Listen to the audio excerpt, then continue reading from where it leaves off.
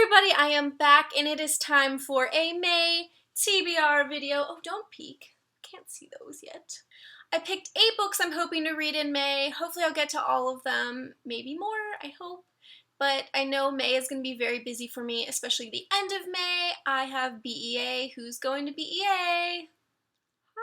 So let's just get right to this. The first one is Made You Up. I got this one for review and I'm really super excited to read this one. It is about a girl who is unable to tell real life from her delusion. She has schizophrenia. She is an unreliable narrator and she wants to wage war on her schizophrenia and just have a normal year at school. I love books with unreliable narrators, so that's why I'm really excited about this one, and I've heard some good things about it thus far. Next up is Strange and Ever After by Susan Dennard.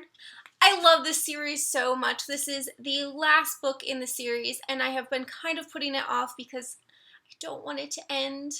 I love Eleanor and Daniel, and I'm so nervous for how it's going to end. If you have not read the series, it's zombies set in like Victorian Philadelphia, steampunk kind of goodness, but it's like zombie light, so like not super gory like Walking Dead kind of zombies, but it's zombie light, I'll say, and I freaking love this series. The first book took place in Philadelphia, and that's where I'm from. It was really cool to know the places that were talked about, and then the second book goes to Paris, and it's just, I love everything about this series, and I need to prepare myself for the end. A Straight Line to My Heart by Bill Condon.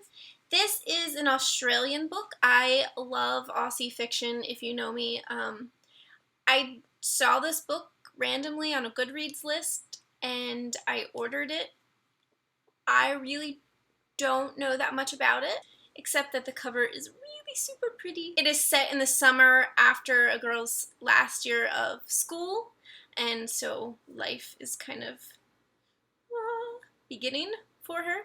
And that's all I really know about it. I just like picking up books on a whim, so hopefully this will be a good one for me. Next up is An Ember and Ashes. If you watched my book haul video that I did last week, yeah, I know, 2 weeks in a row, what? But if you watched my book haul, you know that I'm super excited about this fantasy. Fantasy set in a Rome-like world, Sparta.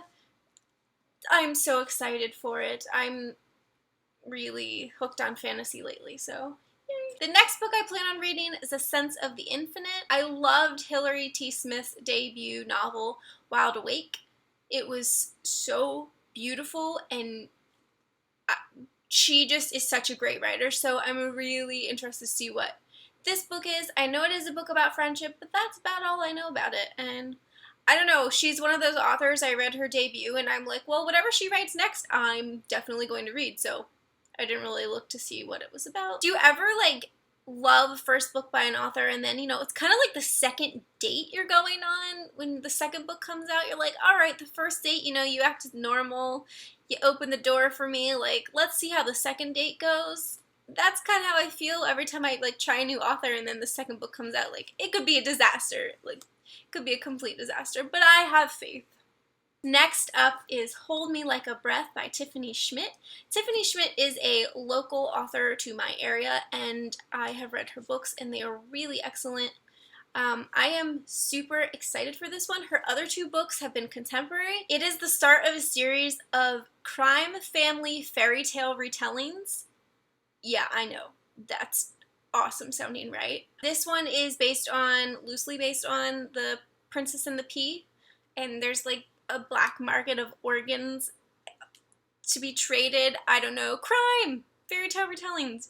I'm so excited. Then the next one is Sarah Dessen's new one, Say Anything. I talked about this in my book haul video from last week, but I'm really excited for a new Sarah Dessen, and she's Sarah frickin' Dessen, so that's really all I need to say about this one. Am I right? Am I right? And lastly, The Survival Kit. This is an older title, and I've been wanting to read it for a while. I heard that it's, like, super sad, and that's, you know, my kind of thing.